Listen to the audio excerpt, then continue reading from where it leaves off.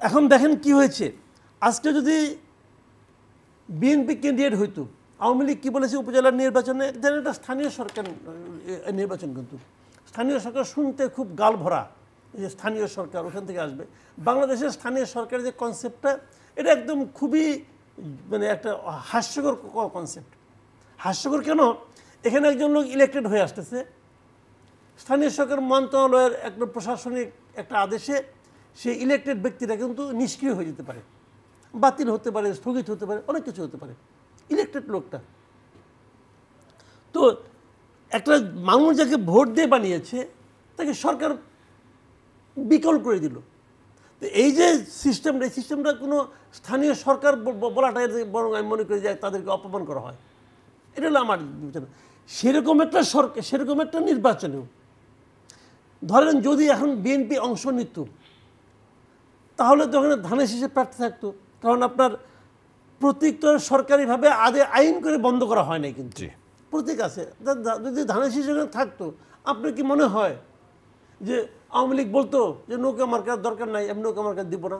বলতো না, নৌকা মার্কার ইলেকশন করতো। আপনার কি মনে হয় স্বজনদের এত দাপট থাকতো? কোনো এমপি সাহেব বলতো যে না আমার মেয়ে হবে, আমার ছেলে হবে, আমার ভাই হবে, বলতো? তখন ওখানকার স্থানীয় আওয়ামী লীগ লিডাররাই বলতো, রে ভাই, যে লোকটা জিতবে, যে লোকটা ফাইট করে জিতে আসতে পারবে, যে লোকটা বেশি জনপ্রিয়, তাকে নমিনেশন দেওয়া হোক। তাই হতো। কিন্তু ওই শক্তিশালী বিরোধী দল মাঠে নেই বলে এখন এগুলি হচ্ছে যে তোমরা সবাই করো, নৌকা কাউকে দেবো না, ও বলে আমার ভাই সবচেয়ে জনপ্রিয়, ও বলে আমার বোন সবচেয়ে জনপ্রিয়, এগুলি বলতেছে। যে এই যে কাজগুলি ঘটছে, এটাকে কিন্তু আসলে এক ধরনের বিরাজনীতিকরণ আমি মনে করি এই জিনিসটা। কারণ আওয়ামী লীগ যে যখন নাকি আপনার উপজেলা পর্যায়ে যখন প্রতীকের কথা বললো, তখন তারা কেন বলেছিল কথাটা? যে আসলে তো রাজনীতির মাধ্যমেই হয়, তাহলে রাজনীতির প্রতীক থাকলে সমস্যাটা কি? তারা তো এই দৃষ্টিকোণ থেকে বলেছিল। সেই দৃষ্টিকোণটা কিন্তু থেকে কিন্তু আওয়ামী লীগকে ব্যাক করতে হচ্ছে। কেন? একটা শক্তিশালী বিরোধী দল মাঠে নেই, নির্বাচনে মাঠে নেই বলে। নির্বাচনের মাঠে না থাকলে এটি হবে, অন্য জায়গার মাঠে না থাকলে এরকমই হবে। এখন একটা শক্তিশালী বিরোধী দল নাই কেন? এখন আমরা বলতে পারি যে বিএনপির দোষ, আমরা বলতে পারি আওয়ামী লীগের দোষ, আমি বলতে পারি জামাতের দোষ, বলাতে কোনো সমস্যা নেই, টেবিলের বিষয়ে বলে দিলাম। বাট এটা যে কেন নাই, এটা কিন্তু রাজনৈতিক নেতৃবৃন্দকেই সিদ্ধান্ত নিতে হবে।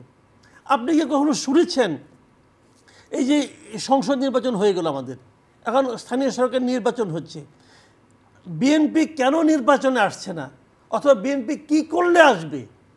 মানুষটাকে রাগ করলে তো বলে ভাই তুমি কি চাও বলো আমাকে, বলে তো আগে বলো আমি এভাবে করলাম, আসলে আসো, না আসলে যাও। এটা হয় না। এটা হলে যে কত বড় দুর্ভোগ হয়, কত বড় বদনাম হয়, এটা এখন হচ্ছে।